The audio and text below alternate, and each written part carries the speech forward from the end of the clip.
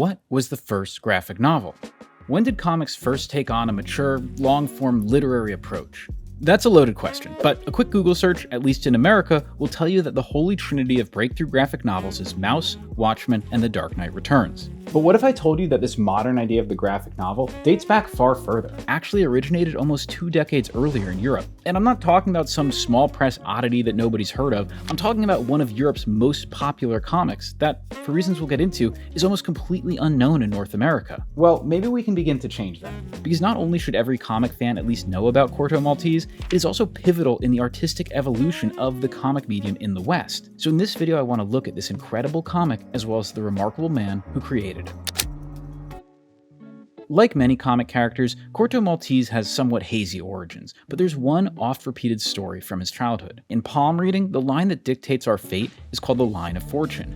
Young Corto Maltese didn't like the fate he was born with, and so he took his father's knife and cut himself a new line of fortune. The same could be said of Corto Maltese's creator, Hugo Pratt. Hugo Pratt's life is the story of a boy and then a man desperate to escape the world he was born into, to escape the fate handed to him, and to find his own identity.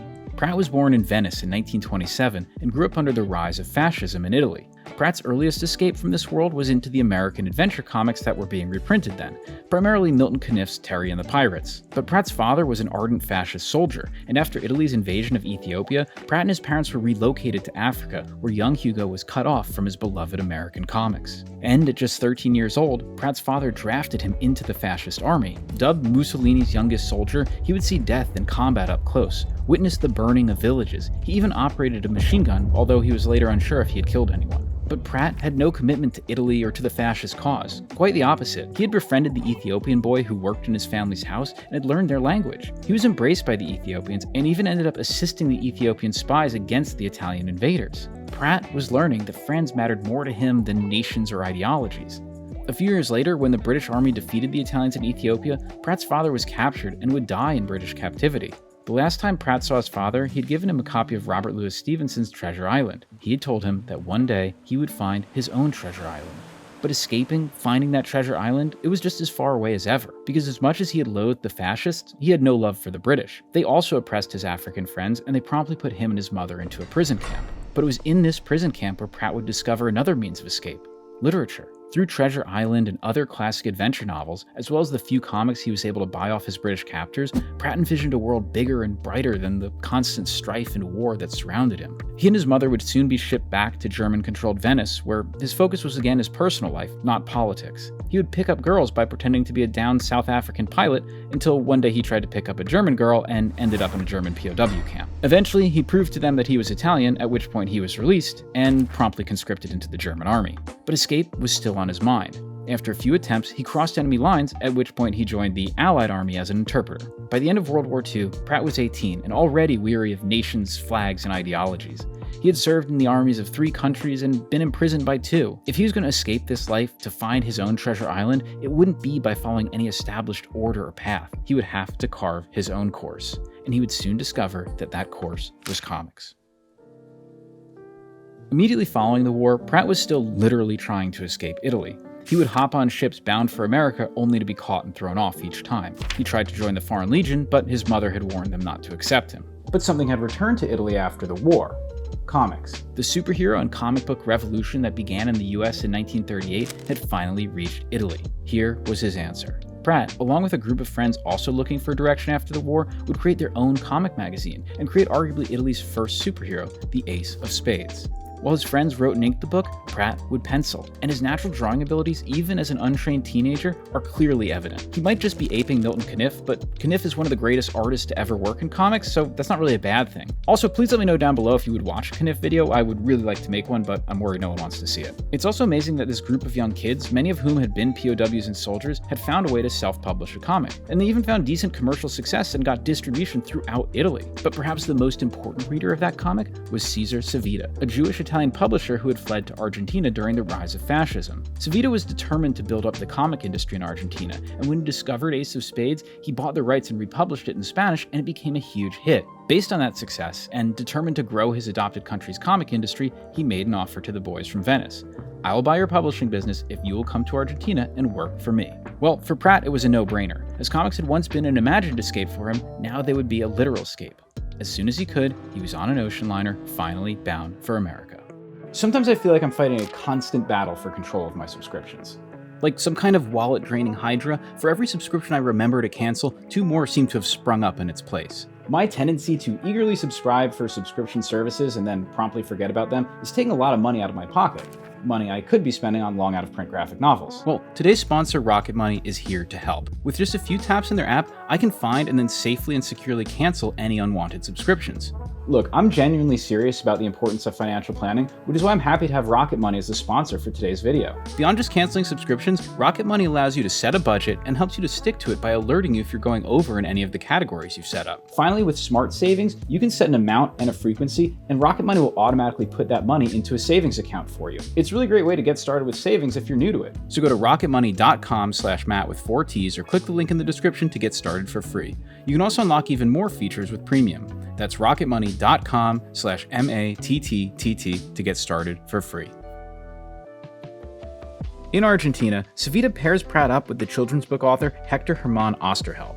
Oesterheld would go on to become one of the greatest comic writers of all time, and yes, I do have a whole video on him, but what you need to know for this story is that he's very different from Pratt. Oesterheld is 8 years Pratt's senior, a quiet, reserved family man with strong political convictions. By contrast, Pratt would spend his time in Argentina hunting boars, exploring Patagonia, and getting drunk and jumping out of windows to try and prove that he could fly. But despite of, or perhaps because of their differences, the creative combination of Pratt and Oesterheld is absolute magic. Their first creation together is Sergeant Kirk, a Western that completely upends Western conventions. In it, a US soldier deserts the army and joins up with the Native Americans and goes on adventures throughout the Old West. Oesterheld's writing is humanist, always about the collective of men overcoming the powerful, corrupt government forces. But Pratt's own views shine through as well. Kirk is a hero who, like Pratt himself, has no use for ideologies, who follows his own convictions and is deeply loyal to his friends, not his nation. This ideological combination makes Kirk special, but even setting that aside, it's just great comics. Oesterheld knows how to write an adventure story, and Pratt continues to develop and refine his personal style, evolving beyond just straight Kniff worship. And in something that would come to characterize Pratt's work, there's a real dedication to detailed research and accuracy. Oesterheld and Pratt's next major collaboration, Ernie Pike, would continue these themes. It's a World War II comic, but again, Oesterheld would write humanist stories focused on the struggle of soldiers, not the struggle of nations. And while Pratt takes a joy in depicting soldiers, uniforms, insignia, weapons, and violence that would prompt his critics to label him a fascist, there's a humanity and empathy in the way he depicts every soldier, no matter which side they're on, that shows through it all. There are also hints here of the lyricism that would bloom in Corto Maltese, but we're not there yet. After a number of years, the personal tension between Pratt and Oesterheld had taken its toll. In 1959, they had a huge falling out, in part over Oesterheld's refusal to acknowledge Pratt as a co-writer on the stories he contributed to. They would go their separate ways, and so would end one of the greatest writer-artist collaborations in history. Comics had perhaps been leading Pratt to his treasure island, but with his relationship with Oesterheld severed, he was cast adrift. He spent some time in London drawing war comics for Fleetway, but the writers were not nearly on Oesterheld's level and would cover his art with unnecessary blocks of narration. He would soon bounce back to Argentina, drawing more comics and even writing a few himself, but paper shortages and economic and political upheaval would eventually land him back in Venice. He had been trying to escape, but now he was back where he started. He was almost 40 years old, unemployed and broke. On top of that, he's an unknown in Italy. Almost no one remembers the Ace of Spades, his hit comic from 22 years earlier. I say almost no one because one very important person did: Florenzo Evaldi. Evaldi was a millionaire real estate developer who had grown up with Ace of Spades and had continued to follow Pratt's career in Argentina. He's basically just a mega dork for all things Hugo Pratt. He met with Pratt and agreed to bankroll a new comic magazine to finally bring his Argentine work to an Italian audience. They named it Sergeant Kirk, and perhaps in revenge on Oesterheld for not crediting him as a co-writer, Pratt's is the only name listed in the credits. But with Evaldi's blank check, Pratt also decides to do something else, because Pratt now wants more than just an escape. It seems he has found a map to his treasure island. He wants to elevate the comic to the levels of fine art or literature. And so, now that he has complete financial freedom, he begins a new, ambitious series that he will write and draw entirely himself. Inspired by Treasure Island, along with other seafaring adventures by Conrad and Melville, Pratt will create a grand tale on a scale never attempted before in comics. And so I'm just going to plug here that if by any chance you are a millionaire property developer, consider bankrolling your favorite comic artist. You never know what might happen. Because the resulting comic, Ballad of the Salty Sea, is one of the most important comics in history. While other artists throughout the West had, at this time in the 60s, been adding adult themes to their work, it was mainly in the form of satire, violence, or sex. Ballad of the Salty Sea is arguably the first long-form comic that is mature in the sense of both its scope and literary ambitions, while still operating within mainstream genre conventions. I'll admit, I'm not the biggest fan of the term graphic novel. I think you could use it to describe things as far back as the work of Rodolphe Töpfer, but if we're very narrowly looking for long-form, closed-ended fictional narratives that have complex characters and literary merit, you could make a very strong case that it starts right here with Ballad of the Salty Sea in 1967. But even putting all the definitions and pedantry aside, it frickin' rules. The art is Pratt coming into the full bloom of his powers. He's merged his love of Kniff and adventure stories with a fully lived life of actual travel, experience, and relentless curiosity. My personal favorite comics are the ones that, after I close them, live on in my mind not as static images, but in motion, a film that my brain created according to blueprints left by the cartoonist. But after I close one of Hugo Pratt's books, I don't feel that I've watched it. I feel that I've visited it. Perhaps inspired by how he escaped his own internment with classic adventure novels, Pratt's main goal seems to be not to tell a story, but to transport us. You can practically hear the seagulls who crash and soar across the pages. The sea sprays up to sting your nose. Wind whips at sails and at clothes. Pratt, the artist, has evolved again, taking his diligent research and channeling it into these loose but confident strokes, drawing not the thing itself, but the sensation of the thing. And it's not just the art that's special, but Pratt's writing. He's trying to convince us that comics could exist on the same level as great literature, effectively making the same case for comics that his friend Fellini was making about cinema. The dialogue is dense and full of allusions to history and literature. Instead of broad heroes and villains, each character is nuanced, complex, scheming for their own motives, but Pratt doesn't judge them. And, of course, one of the most interesting supporting characters is a mysterious pirate named Corto Maltese, but we'll get back to him. It's also worth mentioning the interesting political dimension to Ballad as well. While I wouldn't try to put someone from Pratt's era under a modern political microscope, there's something decidedly different about how Pratt approaches the adventure narrative, which, at least since Kipling, had been closely tied with imperialism. But unlike his forebears, Pratt depicts his native characters with dignity and humanity, doing extensive research into the customs of the many people of the Pacific Islands. He doesn't blindly celebrate the Europeans who've come to these islands to make their fortune, but he doesn't condemn them either. There's a nuance that perhaps only Hugo Pratt, someone who had been both an imperial soldier and an imperial subject, could create. But sadly, as great as this work was, Ballad wouldn't change Pratt's fortunes, wouldn't in fact be his treasure island. Because despite Evaldi's exuberance, it seems that he wasn't so hot as a publisher. Sergeant Kirk magazine's distribution would dwindle to less than 3,000 copies, and Evaldi was selling off houses to keep it going. After 30 issues, they called it quits. Pratt had created a groundbreaking epic in the comic form, yet almost no one had noticed. Escape, his treasure island, had once again eluded him. Once again, he was adrift. Through friends, the struggling Pratt was invited to Paris to pitch stories to the editor of Peef. Peef was a children's comic magazine and controlled by France's Communist Party, so maybe not the best fit for Pratt, but he needed the work. On the train ride over to Paris, he tries to come up with an idea that could fit Peef's lineup, which was mostly gag comics and kids' adventure serials.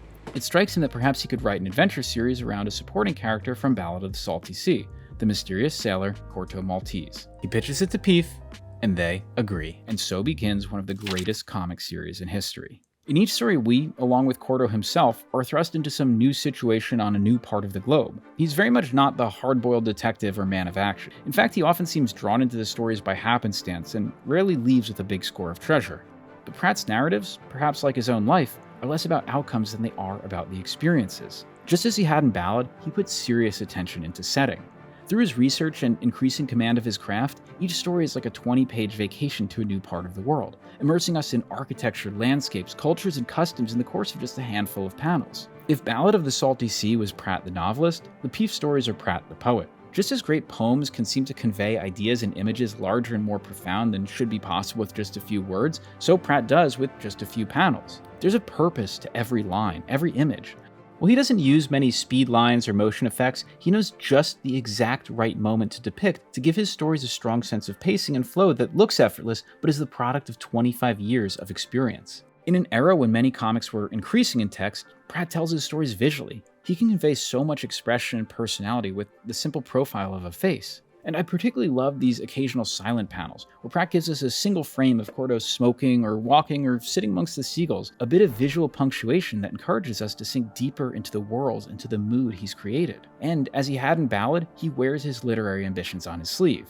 Despite writing for a children's magazine, he's still determined to elevate the level of the comic book. Characters are complex, the morality is nuanced, and the historical and literary allusions demand increasingly vast knowledge from the reader. But, or perhaps because of these ambitions, after only 21 issues, the relationship between Peef and Pratt breaks down. Pratt blames it on the fact that the communist leadership at Peef was growing increasingly uncomfortable with the anarchist leanings in his work. Whatever the case, Pratt is again unemployed, but this time, he's far from unknown. You see, Peef had a circulation of over 400,000 copies, and over those 21 stories, Corto Maltese has become a national phenomenon. Soon, these works are collected in book format. Just as Watchmen and Dark Knight would in the US a decade later, these collections would reach a new adult audience and usher in a new wave of mature, serious storytelling into mainstream European comics. And if you're still not sold on Corto Maltese's influence, it's not just limited to Europe. In fact, one of those big 3 American graphic novels contains a reference to it. In The Dark Knight Returns, Frank Miller names a key island Corto Maltese. Strangely, this island is kind of seeped into DC lore and now shows up in a bunch of DC media and is arguably more well known in the US than the actual comic it's named after. Because, sadly, the Maltese books wouldn't make it here until after the graphic novel boom in the 80s, the boom it had helped inspire. They'd be saddled with a mediocre translation and enter into a market that was becoming increasingly obsessed with superheroes at the expense of all else. I should mention that even today, IDW's good versions of Corto Maltese only rarely come up for sale, often at absolutely ridiculous prices, but I will put a guide down below to those in the new digital editions that have been coming out.